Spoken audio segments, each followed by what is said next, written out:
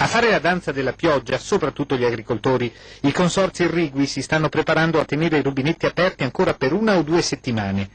L'ultima pioggia caduta nel Veronese porta alla data del 5 settembre, quasi un mese fa.